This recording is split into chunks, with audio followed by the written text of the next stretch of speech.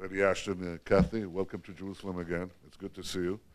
We have great undertakings to pursue, which include peace and security. I'll start with security.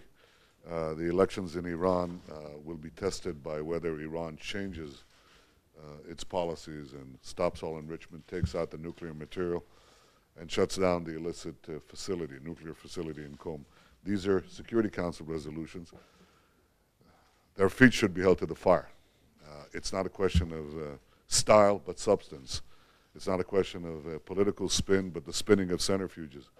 That has to stop, and I think that it's important that Europe joins the United States and Israel and all responsible elements of the international community and demand a cessation of the Iranian nuclear program. The second point relates to Iran's proxy and adjunct, Hezbollah. I hope that those in Europe who refuse to designate Hezbollah as a terrorist organization will change their mind, and I hope there'll be a European consensus on this. I mean, it's hard to see how you can not have a consensus on Hezbollah as a terrorist organization. If Hezbollah isn't a terrorist organization, I don't know what is a terrorist organization. I mean, they're butchering people left and right across the world and now in the cities of Syria. They're murdering civilians without let-up, including on European soil, as was discovered in Bulgaria, as they tried to do in Cyprus. So I would say the designation of Iran's proxy, Hezbollah, as a terrorist organization is our second hope that Europe would do, and it would do the right thing. And the third is the right thing by peace.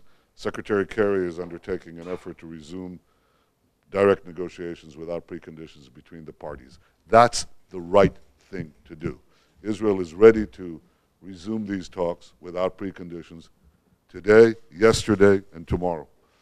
I hope that President Abbas will do the same. And I hope that Europe will support this effort because it's the right thing to do. So I know that we'll have an opportunity to talk about it. I know you've expressed your opinion on these matters more than once, and I look forward to hearing it again today. Welcome, Kathy. Thank you. Prime Minister, can I just say what a great pleasure it is to see you, to be back in Jerusalem, back in this great nation. To say, first of all, that I'm fully supportive of the work that Secretary Kerry is undertaking. I know he's travelled many times already to talk with you, to talk with President Abbas, and as I've made clear, I'm fully supportive of his work.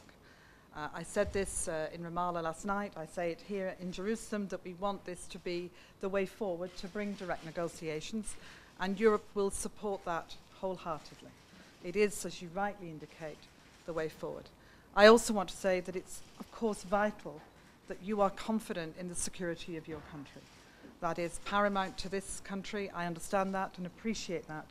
And it plays a big part in the approach that we take to these efforts that are going forward. And I wish you well in so doing.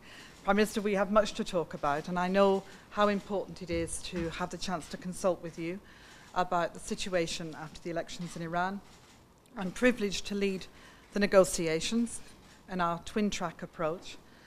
I also recognise that it's important that we consult with those who have a deep interest in this, and that we have a chance to think about the broader region and the questions that concern us all. And I hear what you say, especially on your concerns about what's happening with Hezbollah. And we will talk about these things. But more than anything, thank you so much for the welcome to Israel. Thank you. Thank you, Kathy.